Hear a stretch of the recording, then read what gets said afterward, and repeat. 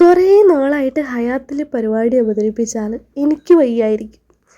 അപ്പോൾ എനിക്കറിയാം എനിക്ക് വയ്യായ്ക വന്നു കഴിഞ്ഞാൽ ഞാൻ വിചാരിക്കാം ഹയാത്തിൽ വർക്കുണ്ട്, ഇവൻറ്റ് കാണും, അങ്ങനെ തന്നെയാണ് വിചാരിക്കുന്നത്. അതിപ്പോൾ അങ്ങനെ തന്നെയാണ് നടന്നുകൊണ്ടേയിരിക്കുന്നത് ഇപ്പോൾ കുറച്ച് നാളുകളായിട്ട്.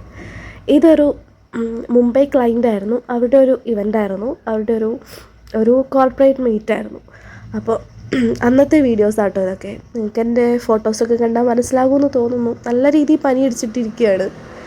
പക്ഷേ നമുക്കതൊന്നും നോക്കാൻ പറ്റില്ല. പോരാത്തതിന് വിറ്റാമിൻ ഡിയുടെ കുറവും. അതുകൊണ്ട് തന്നെ ഞാനിപ്പോൾ സൺസ്ക്രീനൊന്നും ഇടുന്നില്ല. ഈ സൺസ്ക്രീൻ ഇടാത്തത് എത്രത്തോളം ഗുണകരമാണെന്നോ എത്രത്തോളം ദോഷകരമാണെന്നോ ഒന്നും എനിക്കറിയത്തില്ല.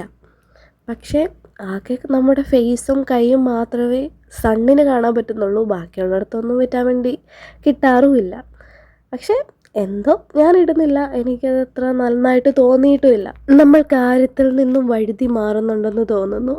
ഇവിടെ നമുക്ക് കുറച്ച് വള്ളംകളിയൊക്കെ കാണാൻ പറ്റും. ഇവിടെ പുറത്തുനിന്ന് വന്നേക്കുന്ന ക്ലയൻറ്റ്സ് ആയതുകൊണ്ട് തന്നെ അവർക്ക് നല്ല ഇൻട്രസ്റ്റിംഗ് ആയിരുന്നു ഇതുപോലെ വള്ളംകളി നടത്താൻ വേണ്ടിയിട്ടൊക്കെ. മത്സരങ്ങളൊക്കെ ഉണ്ടായിരുന്നു കേട്ടോ.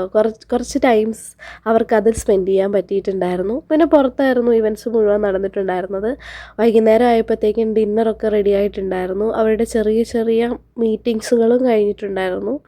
ഏതായാലും ഞാൻ അവിടുന്ന് ഫുഡ് കഴിച്ചിട്ടുണ്ടായിരുന്നില്ല, പനി ആയതുകൊണ്ട് തന്നെ. അപ്പോൾ ബായ്.